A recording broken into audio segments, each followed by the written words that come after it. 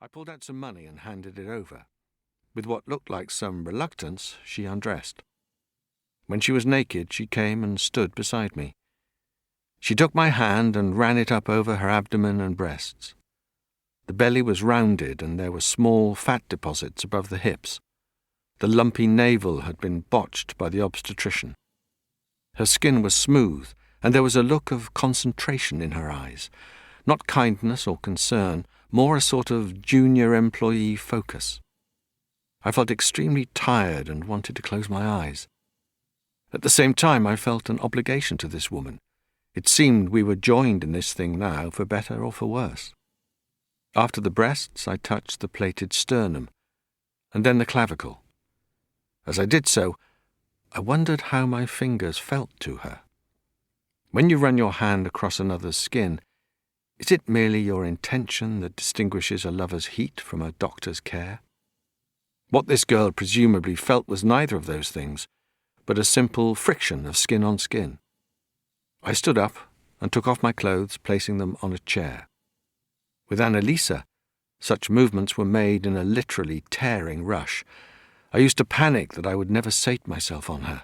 I used to fear her leaving before we had begun, because I knew as soon as the door closed, I would be desperate for her again. And that was one emotion, the frantic dread, that I knew could not be right or real. That was something on which I badly needed to find a healthier point of view.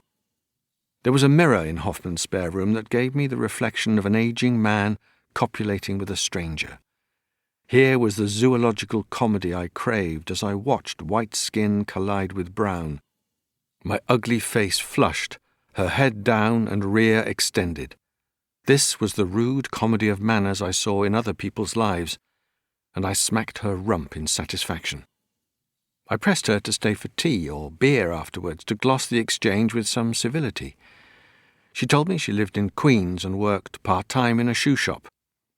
In a vague way, I'd thought being a New York hooker was a job in itself, not with prospects and a trade union, but at least a full-time pimp beneath the lamppost.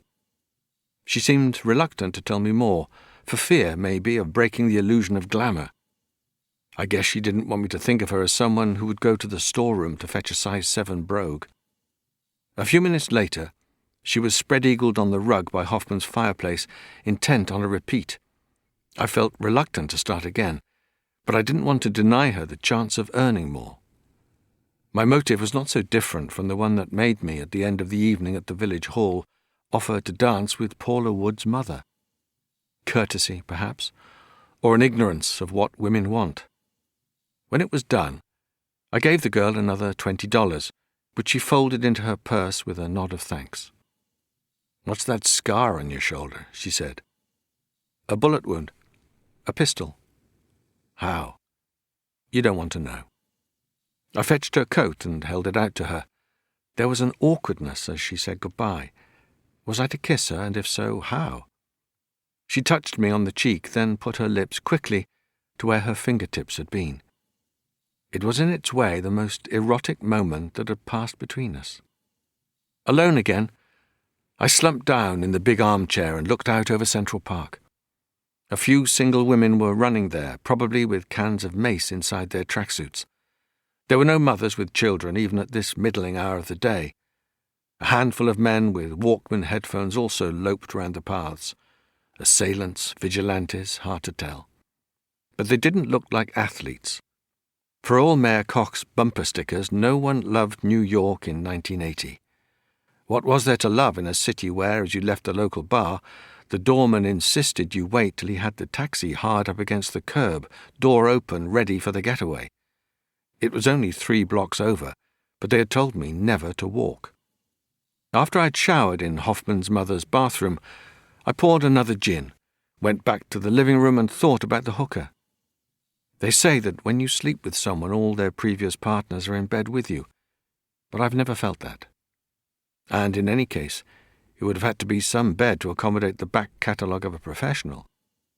What I always did feel was a dim awareness of my own past lovers. The hair on the pillow, the discomfort of the mattress, the varying degrees of guilt. So much of what I'd heard and read as a young man